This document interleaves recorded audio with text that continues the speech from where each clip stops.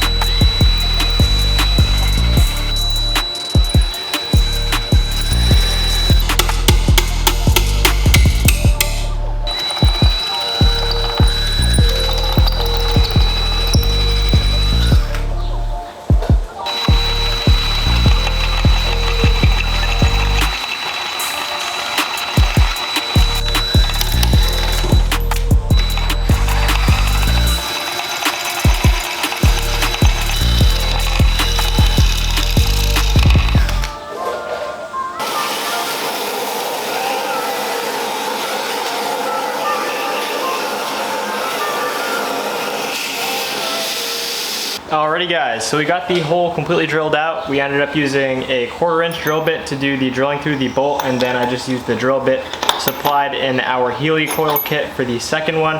I made sure when drilling the second time to really make sure that hole was straight and at the angle that we wanted at. And now it's time to tap the new threads for the helicoil. Now unfortunately the tap provided isn't quite as long as we would ideally use. As you can see, I'm not really going to be able to fit a proper tap on there. And this isn't really a 1/4 or 3/8" drive, so what I ended up doing is I found a 12-point, and then this is a 9mm socket, and barely fits on there. So I'm just gonna do this and put it on the end of an impact. Of course, I'm gonna be very careful here because this isn't the ideal setup, but yeah, we're gonna make it work. We're gonna tap some threads here in the swing arm for our helicoil.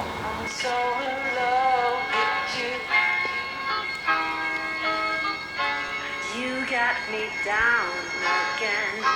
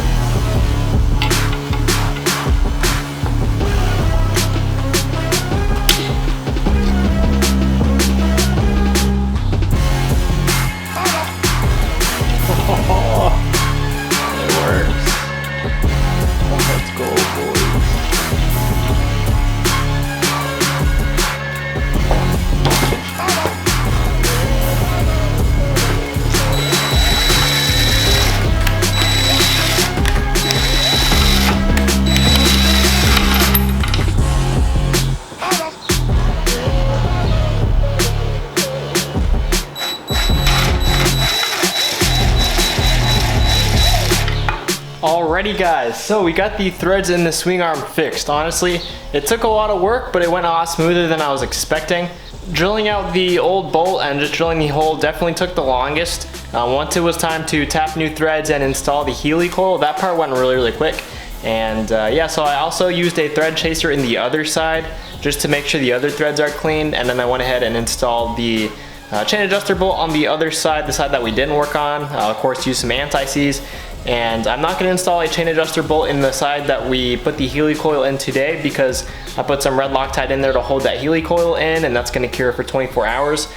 So in about a day we can install our chain adjuster bolt there, make sure you put plenty of anti-seize on it so we don't have this issue ever again. But yeah guys, huge milestone in the build. Again, this is one of the main reasons why I decided to tear down the bike, because you know, broken chain adjusters can be a huge pain in the butt like this one was. But we got it fixed, and the swing arm's pretty much all good to go. And yeah, that's going to conclude it for this video. A short one, but a really big milestone here for this build. Definitely really glad I got this over with and finished. See you guys in the next video. Peace.